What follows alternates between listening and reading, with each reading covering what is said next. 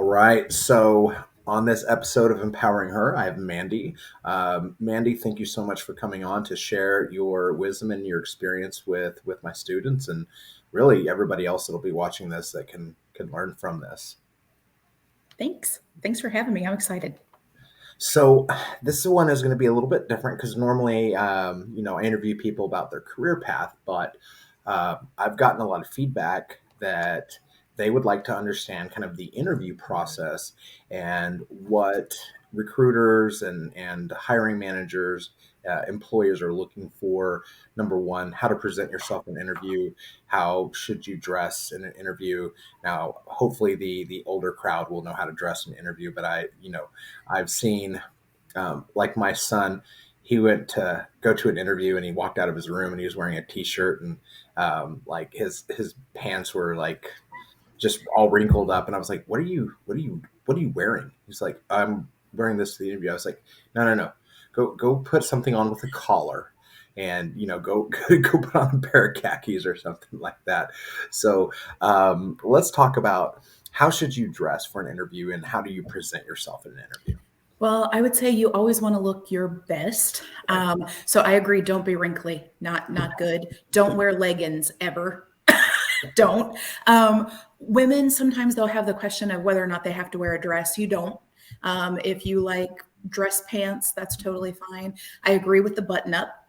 So if you're a woman and you want to wear light dress pants or dress slacks and like a nice sweater or a button up blouse, totally fine. For men, collared shirts, I approve. I usually like to see a man in a tie just because it's more formal, but that's not a requirement. And I think as time has gone on, people have gotten less formal. So if you're not going for a super professional job, then you don't have to wear a jacket either. So I'm okay if you wear a jacket, button up, no tie, or if you wear a button up with a tie and no jacket. But the jacket or the tie make it more formal than if you're just doing something casual. Can you be overly formal in the way you dress to an interview? Um, I don't know that I really think you can. I mean, don't come in a tux. They probably don't want that. But aside from that, I don't know that I really think you can. The main thing that I want to see when somebody presents themselves is, do you know what we're looking for in that role? Okay.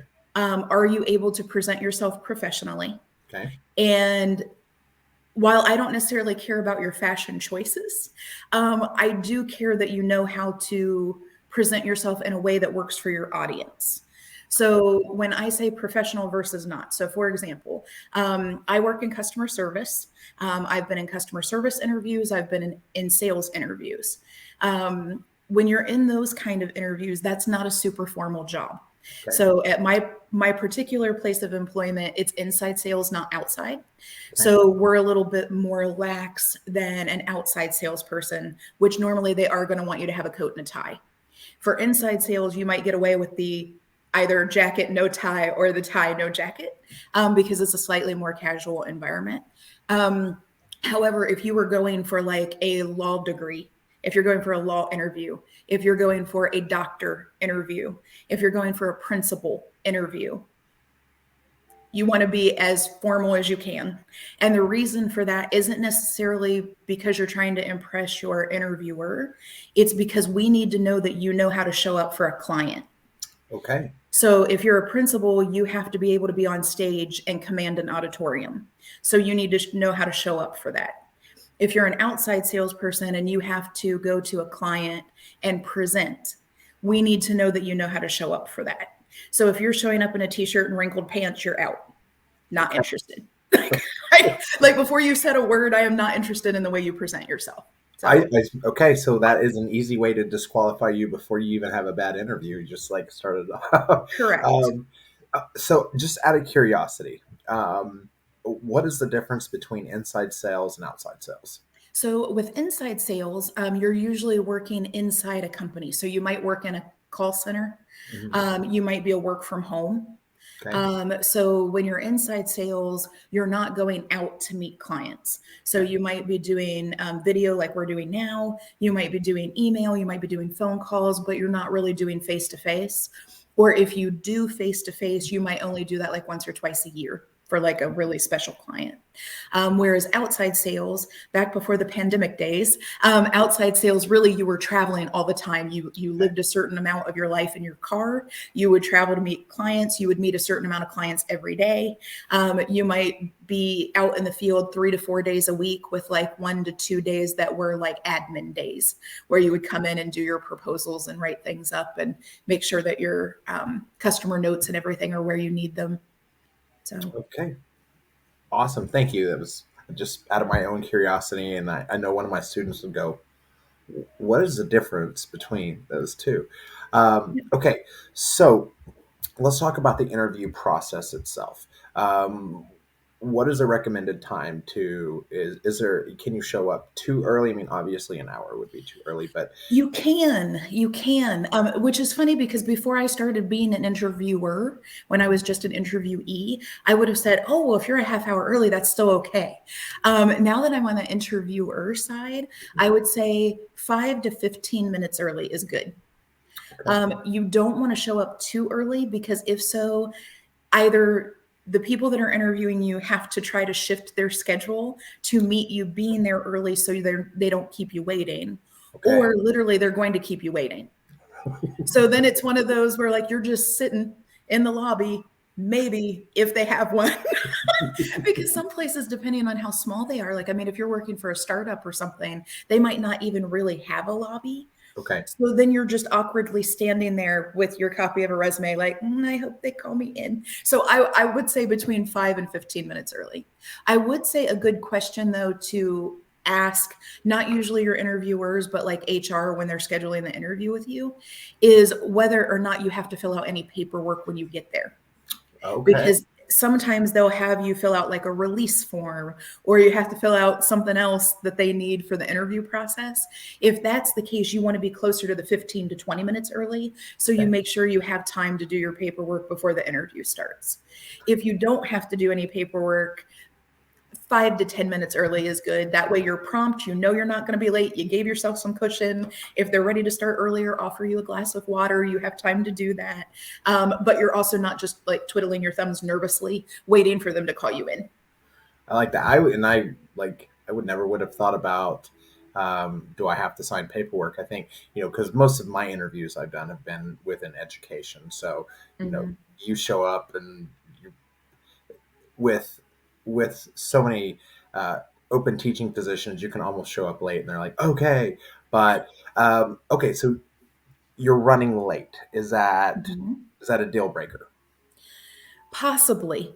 No interviewer wants someone to arrive late because we've made time in our schedule to meet with you. And if we have a lot of interviews, one person being late causes a cascade effect for every other interview that we have, which makes us not look great with the next person that we're interviewing.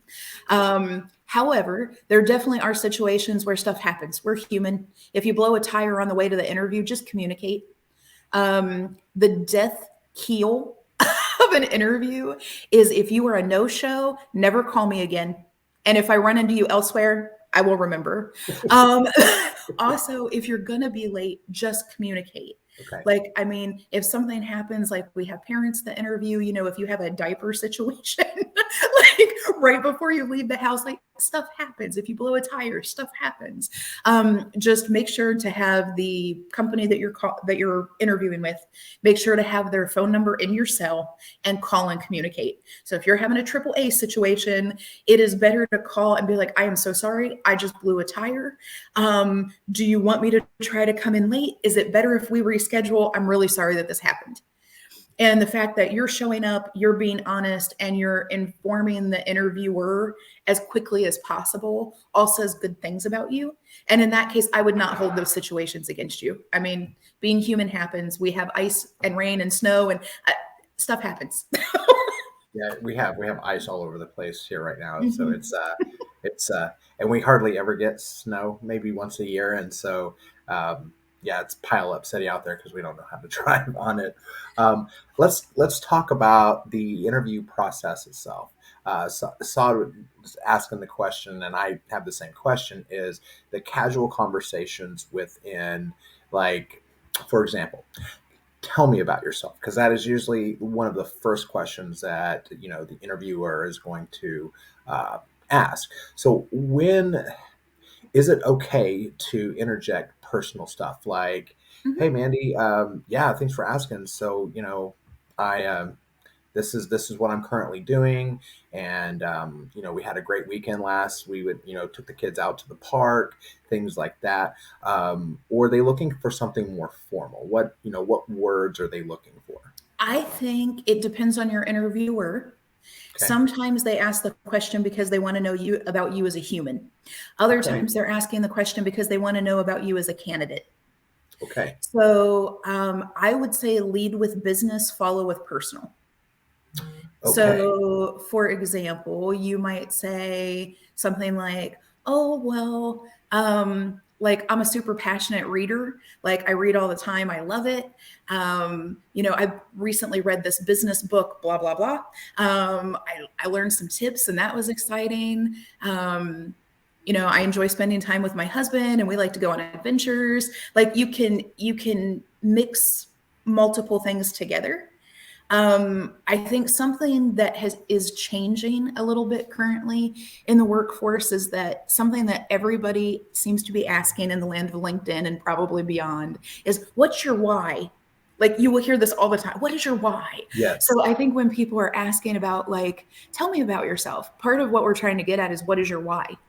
Ooh. Like, Okay. what are you passionate about? What do you want us to walk away knowing? Um, and sometimes, if you play your cards right when you answer this question, you are telling us a lot about you as a person, but you're also telling us a lot about you as a possible employee. So, Okay. like, if I say I'm an avid reader, you probably could guess that if I was a student and you're my trainer, if you give me homework, I'm probably going to do it Okay.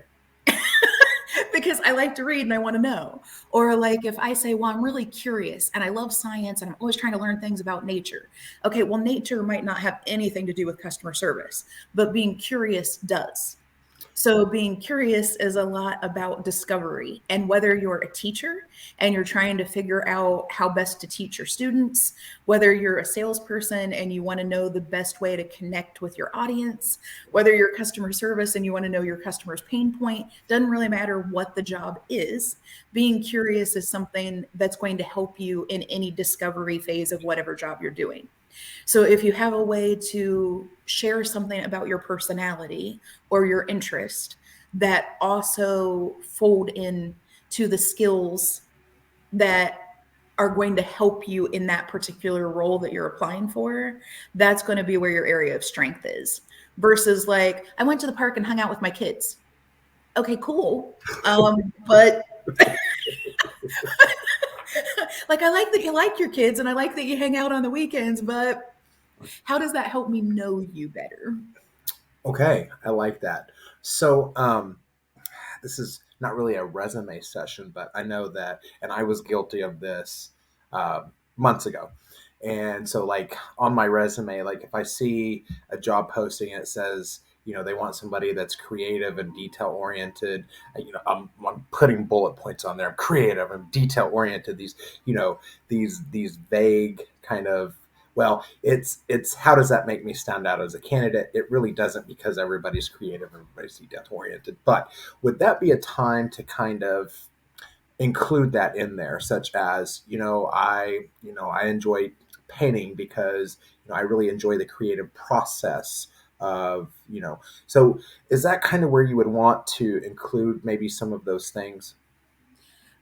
Yes, but I think this is the difference between resume versus interview. Okay. So in a resume, I'm looking for your hard skills. Give me your data.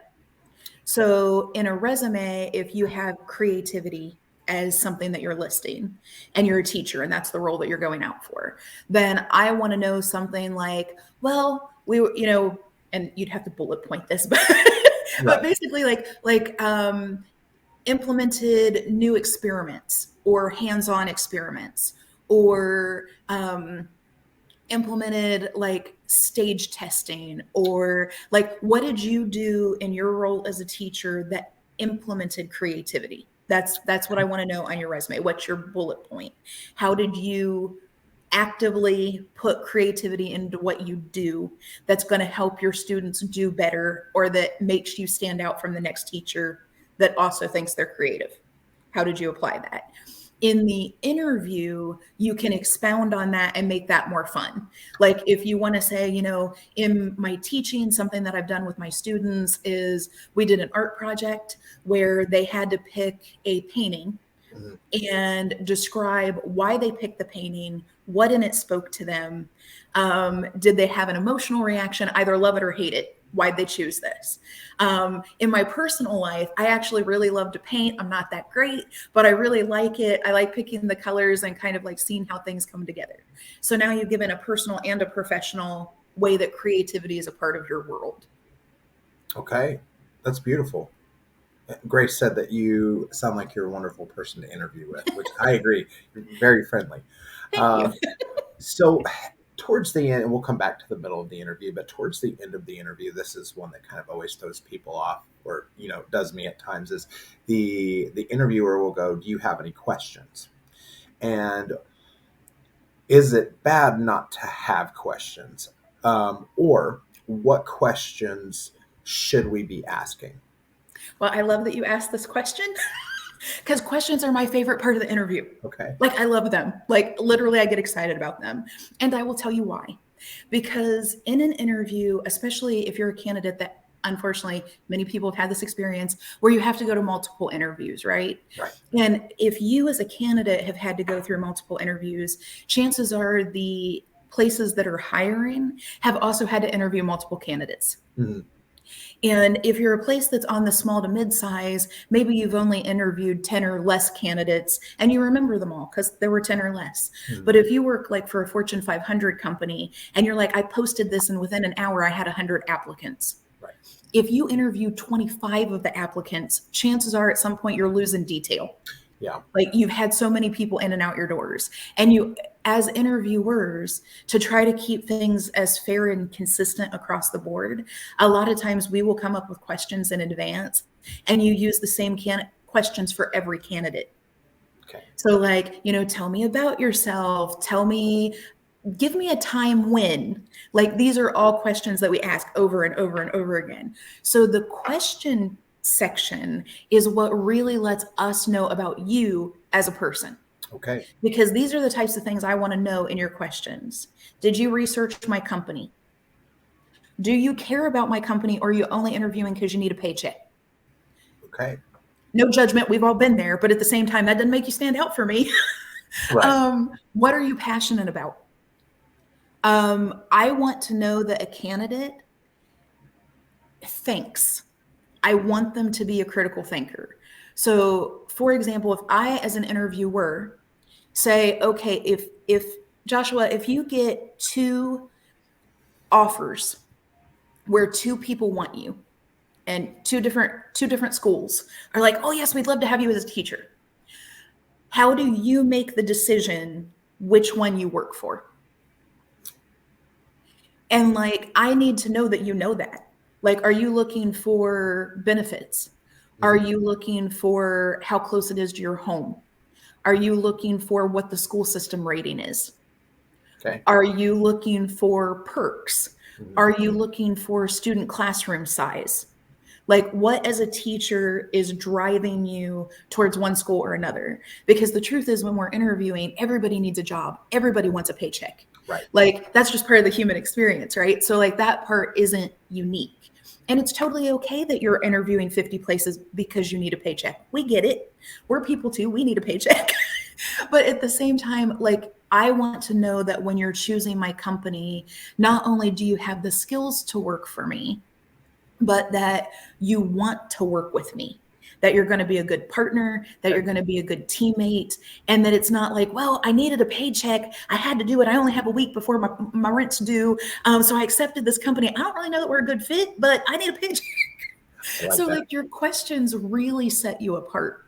Like, and also I like to know, because everybody's questions are kind of different, and that's totally fine. What drives you? So for example, if we are interviewing for sales, Okay. and we have a person that is super like motivated and they're goal oriented, they might ask questions like, what's a normal quota? How often do people reach quota? How realistic is it? How often do you churn? What do you do for lead generation? How do you support me in being successful? What does a successful candidate look like for your company? I feel like I need These to are be writing these down. These these are are good good things. questions. They are good questions, and they tell me a lot about you as a candidate, because now I know in your head before you even got the job, you were driven by that quota. You want to know Mhm. how likely you are to be successful at my company, and you're asking questions that are going to give you the answers to let you know whether or not it's likely that you will meet the quota. Okay. So these help me. Whereas somebody else, maybe they're more task oriented. So, like in my role in customer service, I love a detail oriented person. And if you ask me detail questions or relationship questions, because those are the two things that drive service, I'm going to be all over it. So, like, if you as a candidate are like, well, what are the daily tasks that I need to complete in this role? Or, I've worked for several call centers before. They have various volume. What type of volume do we have from customers at this company? Or maybe they ask, okay, well, I was reading over the job description and it looks like I'm going to take inbound calls. I might occasionally make an outbound call. I'll have to deal with returns or customer complaints. So how much would you say of my job is going to be like order entry versus how much of my job is going to be administrative tasks? Okay. So, like, these are good questions that really get into the meat of like how much of your job is what. Because when you work at a call center, there's a certain amount of customer service is customer service regardless of industry. You're going to talk to customers, you're going to deal with some type of complaint most likely, and you're going to deal with some type of inbound activity, whether it's answering phones, answering emails, doing web chats, maybe all three. So that really isn't special. Like, I mean, every company is going to ask you to do those things.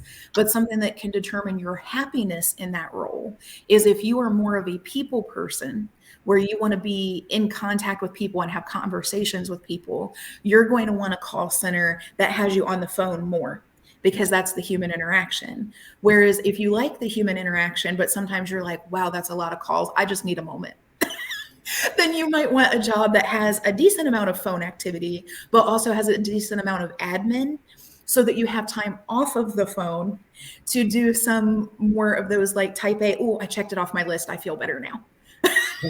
So, so it sounds like questions surrounding of like, what does success look like in this role? What are the expectations of this role?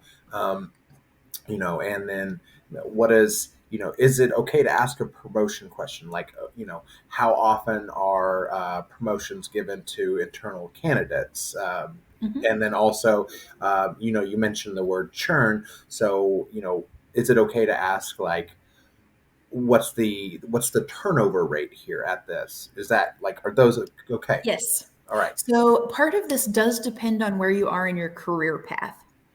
So, for example, if you are a mid level, so let's say you're already in management and you're wanting to like maybe start at a new company in management where you have experience and then grow, Mhm. like maybe your goal is to be C suite someday.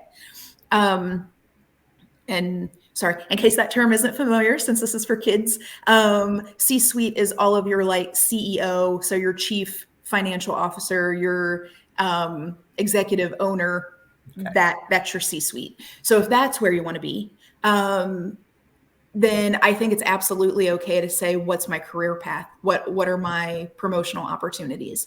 If it's your very first job, like if you're just out of high school and this is your first job, or you're just out of college and this is your first job, in that case, it might be a little premature to Okay. ask about a promotional path only because you don't have any experience yet. So at that point, you're probably going to need to be with your company a year to 2 years before you're going to see traction. Okay. So it's not necessarily bad to ask. I wouldn't say that it'll put your interviewer off. It's just, it might be a little bit more premature than if you're like midway through your career, and not even midway, but like if you have several years under your belt and you're like, oh, okay, well, I want to know like what my options are. That's fine. And I think it's also fine to ask, like, are there specific career paths? Okay. So, for example, if you work at a larger place that does customer service, a lot of companies, not all of them, but a lot of them have a CSR1, a CSR2, a CSR3. And then if you go beyond a CSR3, you usually start looking at lead opportunities, which will put you on a management track. Okay. Some of the smaller companies, they don't have levels. There's just the CSR is the CSR. But they might have options where it's like, if we have somebody who's passionate and they're interested in other opportunities, we love to get passionate people in our customer service department where they learn our business and they learn our customers. And then if they're interested in purchasing or they're interested in accounting, if we have openings in those areas, we are totally fine supporting people changing departments. Okay.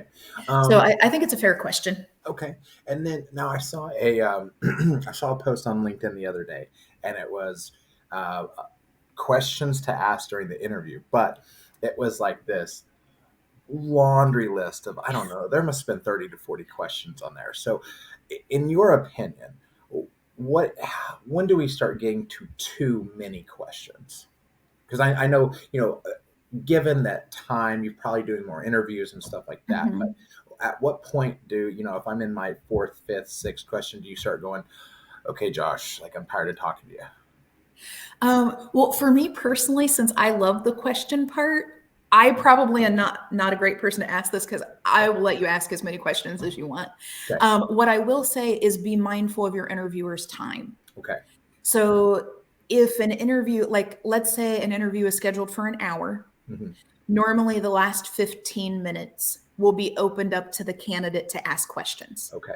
So ask as many questions as you want within those 15 minutes. But Okay. if you see that you're getting close to your hour, I would not keep going Okay. unless the interview prompts you. Because sometimes interviewers are like, oh my God, this candidate's great. Yes, let's keep going. But if you do have back to back scheduled, then you need to end promptly on time. So always give your interviewer the ability to end on time. And Okay. then if they want to keep the conversation going, they will prompt you and you can follow their lead.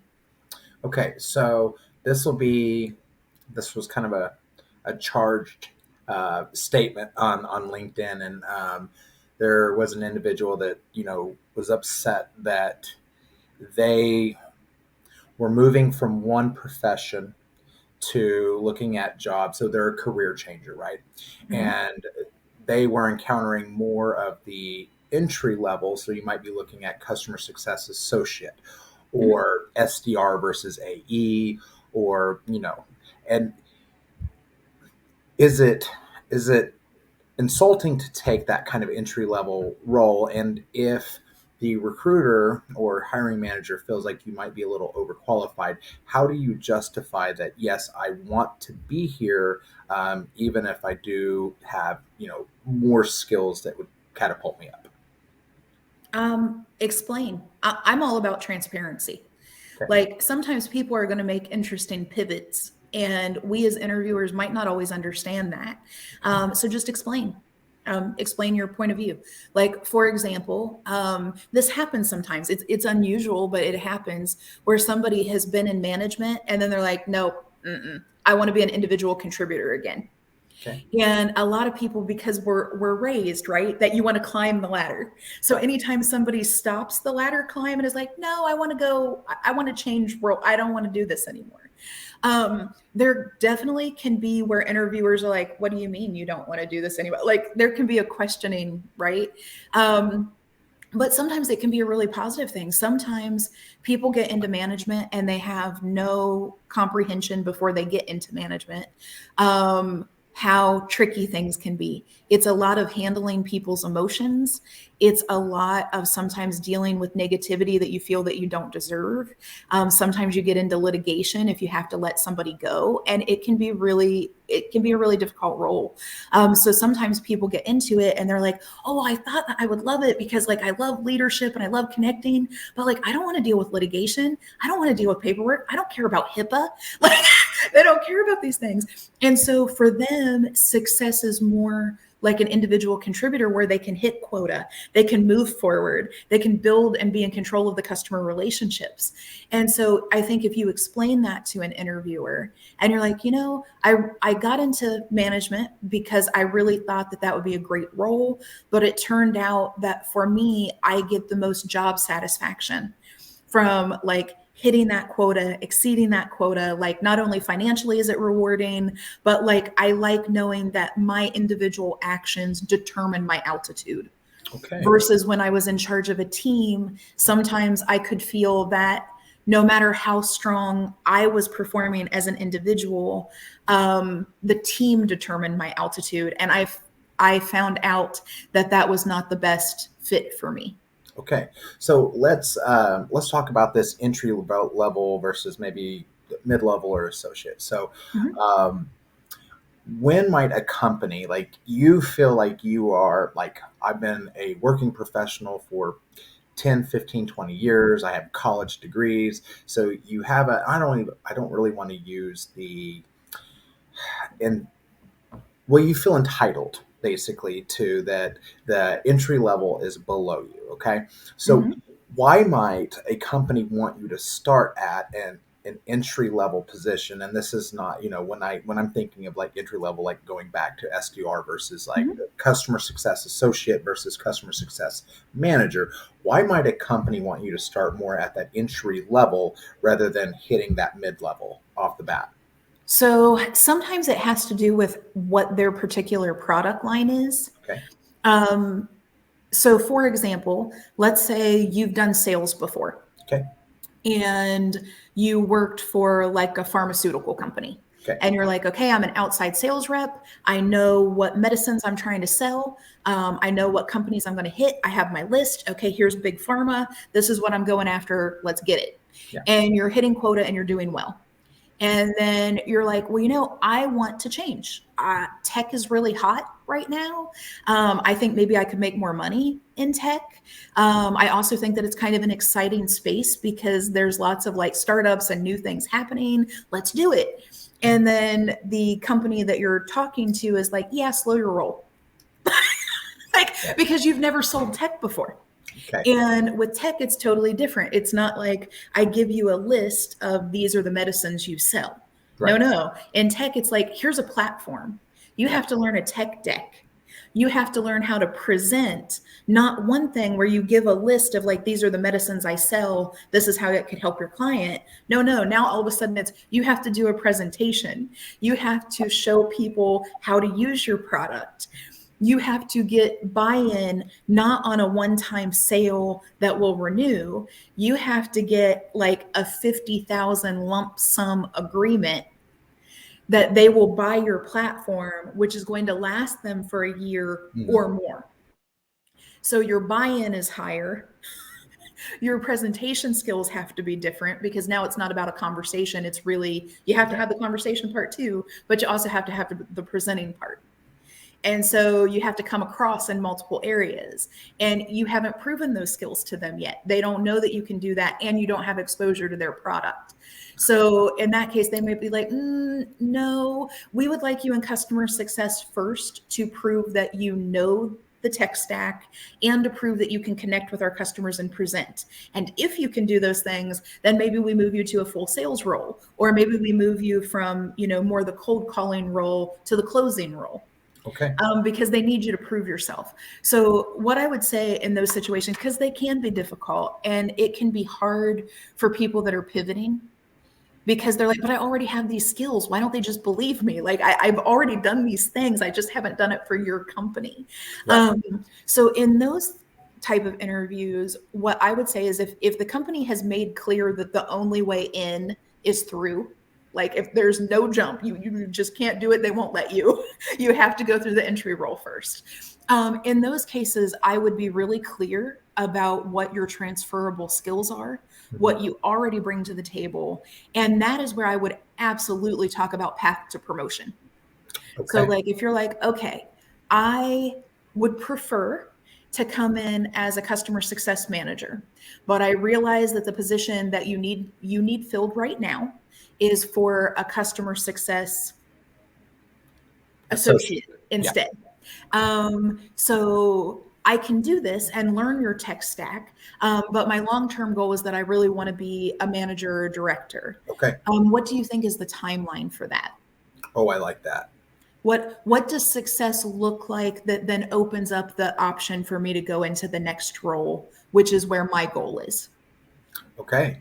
And that way you're acknowledging that maybe your goal and the employer's goal aren't really the same, Okay. but you're willing to accept it because at the end of the day, regardless of what transferable skills you have, you really haven't dealt with their tech stack before, and it really is a new role. So proving to the interviewer that you can roll with the punches can be strong in its own right. And every interview that you have to some degree is about negotiation. Whether you're negotiating about salary or whether you're negotiating really on just maybe the role that you want or the parts of something you want. So, for example, like I love public speaking, I love talking to people. This is something that I enjoy. So, for me, I might want to say, okay, well, in my role, I know that if I come in as entry level, typically this role wouldn't have a lot of this type of exposure, but it's something that I really love and that I've enjoyed at my current role. As part of my path to promotion, would it be possible that I could sit in with the person that does this role so I could see how they do this? Or Oh, like okay. I would really like the opportunity to learn how you do this at your company because I've seen it in different ways elsewhere and I've really enjoyed that and I'd like to build that skill. Okay. That is such amazing information. Um, let's talk. Okay, so there's one question in particular that I'm curious about, and it's that question where they go, "What's your weakest quality?" I'm not sure, the what's the point you're working on, and so Mhm. I was given the suggestion like mention something that's not related to the job. Like, well, my weakest point is door to door selling, but fortunately, that's not in this role. I mean, is that like a brush off answer that the interviewer is going to go, okay, that was a terrible answer? What is a good way to answer that question? Okay. Well, so this is a question that a lot of interviewers ask. Mhm. And I feel like it's in a handbook somewhere. Not that I ever read that handbook, but I feel like every interviewer asks this question. And I will be honest, I think some interviewers might really care about this answer, and other ones are like, well, the handbook told me that I needed to ask this because they don't think that they're going to get a real answer. What I would tell you I have given as an answer, um, is that sometimes my greatest strengths are my biggest weaknesses. Ooh, So, for example, this is an answer I gave with my current job when they asked me this. I was like, one of the things that I am great at is being detail oriented. Like, if you give me an essay, you can just give me the red pen because I'm ready. Like, it's the English major in me. I know things, right? However, detail oriented, sometimes it slows me down. Like okay, somebody else might be able to do the same task faster, because they're looking at big picture, whereas I might be stuck in a detail. So this is something that I'm working on bringing it back. So now I ask myself before I do a task, does the detail matter or not? So, for example, in my role as a customer service supervisor, this is something that I've actively been working on. So, it used to be when I was a brand new supervisor, I was detailed as crap and everything mattered. It was like, well, that period doesn't go there. That really should be a semicolon. Like it was just my editor brain, right? yeah, But now when I give people feedback, it's more about does it matter or does it not? Is it visible or is it not? So, okay, for example, if we have an internal note on an order, and it's like called customer left email. Does the grammar really matter? right, Nobody's seeing this. Like your coworkers are, but it's not printing anywhere. Customers not seeing it. Who cares, right?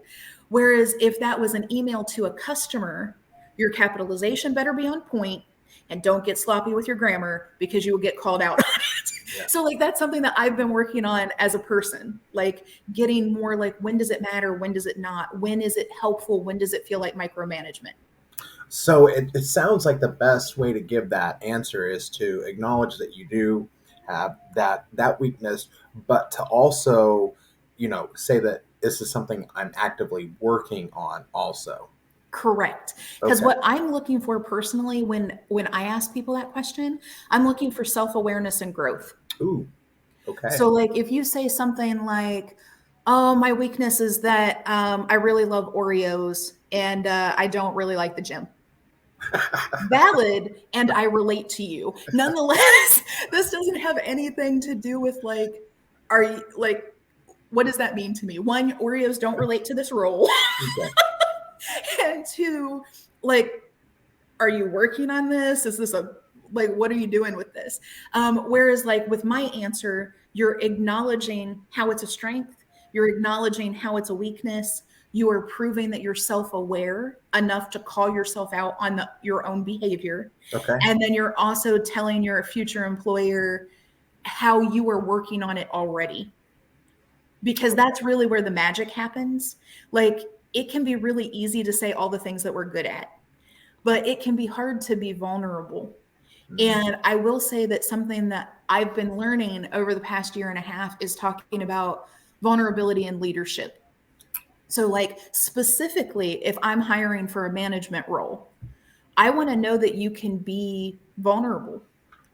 Like if you expect the people that work for you and with you to be able to tell you like, "Oh, Mandy, yeah, I really messed up this phone call. I thought I was doing well and then they got mad and then I started to cry and it wasn't good." Like if you expect them to be open with you like that, you have to be able to be open with your team and with your, executive group. Like you okay. have to be able to say, I'm strong in a lot of areas, but I'm not great at this. Like I don't when people come and they cry in my office, I'm like, tissues aren't my thing. I don't know how to help you. Like, so I need to get better with my soft skills or I need to be better with emotional support. Like you have to be able to do that to really grow and dig in. And I think the more open we are with our teams, or in your case, the more open you are with your students, Mhm. the more that they see you as a person rather than just a teacher that somehow magically disappears in summer, that you hide in your coffin and don't come out because you're No, not they a real think person. I live at this school. So like the more that they see you as a person, Yeah. the easier it is for them to relate and the easier it is for them to tell you things that might upset you, but like tell you honestly versus hiding something. So that's what I'm looking for in those interview questions, is really like, who are you as a person and what kind of work have you done in the past to get better? Yeah. And what have you done currently to know yourself well enough to know what you need to get better at? Okay. So let's wrap up with considering that um, different roles might have a different active, such as if I'm going to apply for a coding or programming role, they'll probably have me do an activity. But Mhm. what are say the top 5 questions that are the most common in almost all interviews that an interviewee should be prepared for? I think the tell me about yourself is definitely one. Okay. Strengths and weaknesses, everybody's going to ask. Okay. Um, I think they probably will ask something along the lines of tell me about a time. Now, depending on what you're interviewing for, that situational question is going to change. Like in customer service, I might ask you, tell me about a time that you had an upset customer and how did you deal with that? Okay. Um, but that'll depend on your role. Okay. And I think you're probably also going to get some type of quantitative question. Okay. So, like as a teacher, you might get a question that's like, okay, in our school system, we expect our students to have this type of level of test results. Okay. So when you worked at your last school, I see that you were there 5 years. What was their testing level when you started? Were Okay. you able to move the needle? Can you tell me where their test results ended by the end of the year? So, what would for customer service look like? Because there's a lot.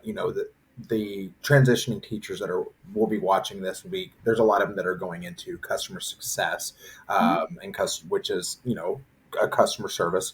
So, what kind of quantitative question would you ask somebody interviewing?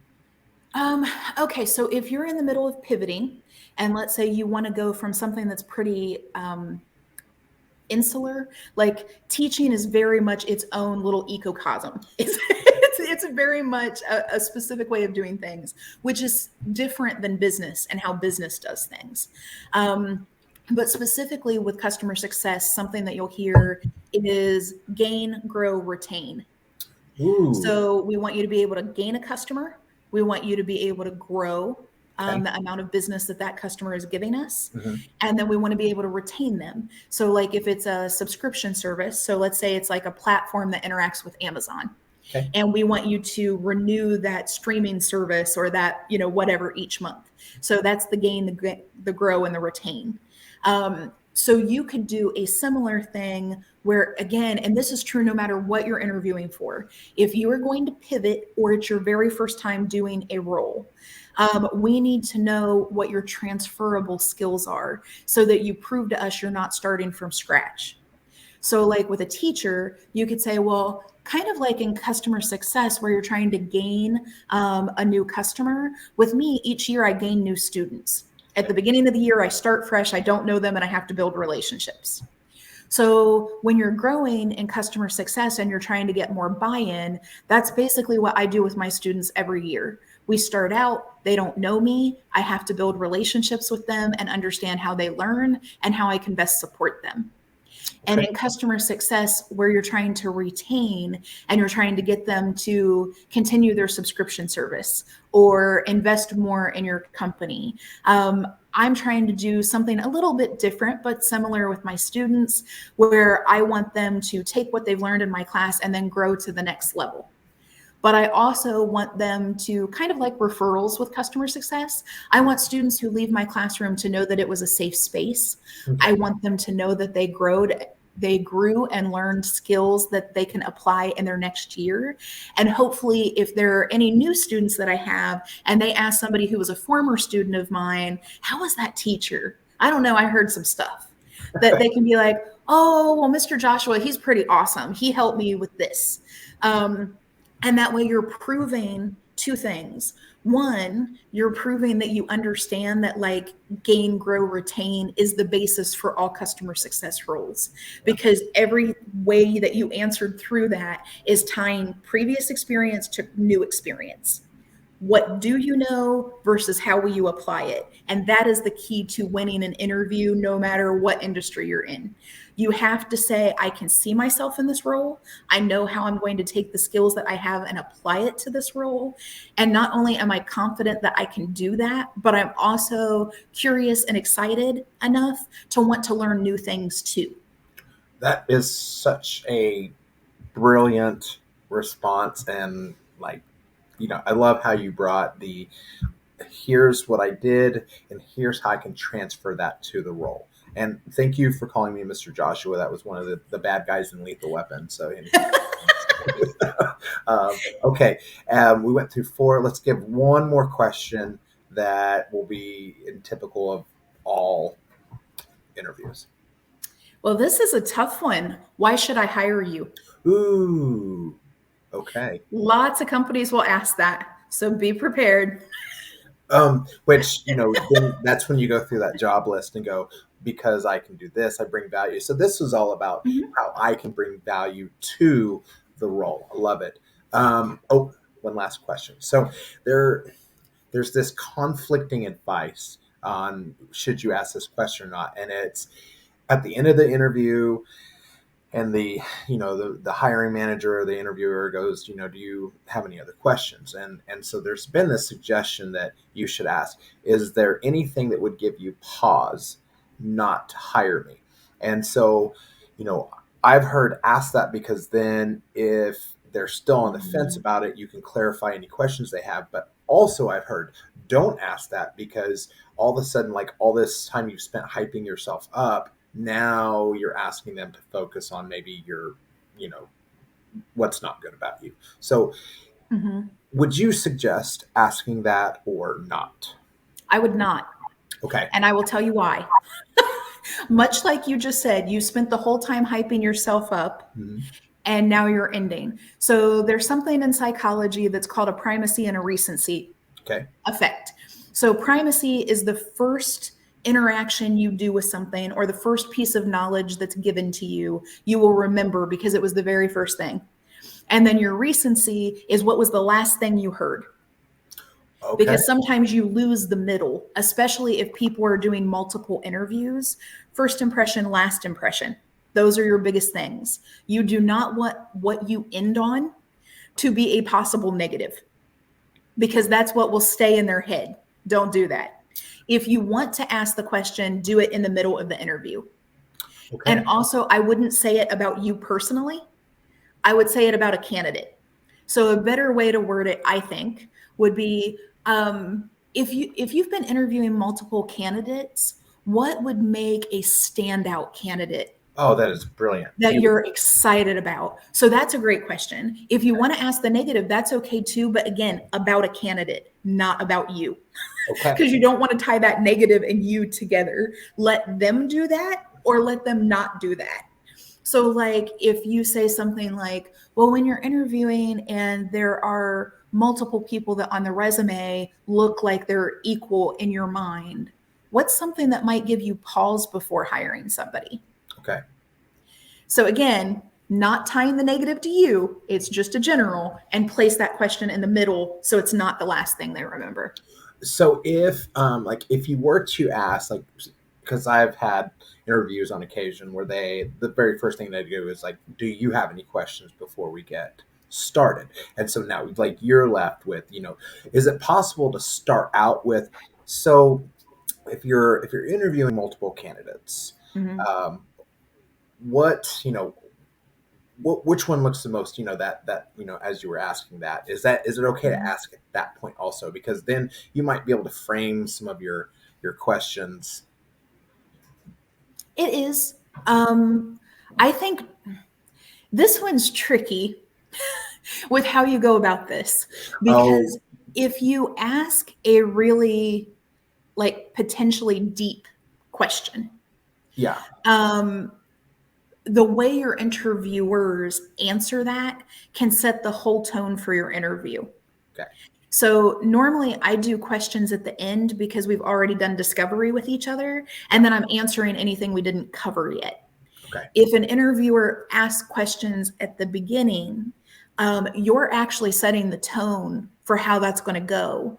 Because if you give them more of a surface question, they're going to give you a quick answer and then they're going to get to the questions they wanted to ask you anyway. Okay. If you give them a deeper question, it could be a good or a bad thing.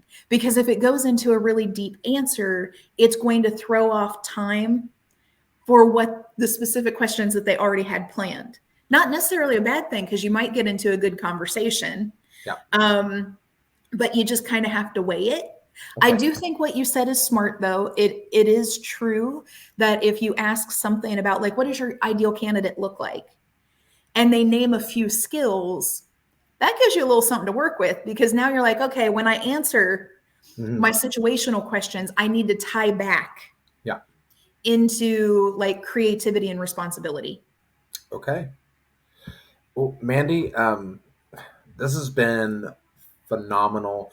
And I know that it was some of it was a little bit more in depth than like what my students will be as they are, because a lot of them will be going into, they'll be moving into being 16, so they'll be really applying at, the retail and fast food, which is like phenomenal jobs to start with.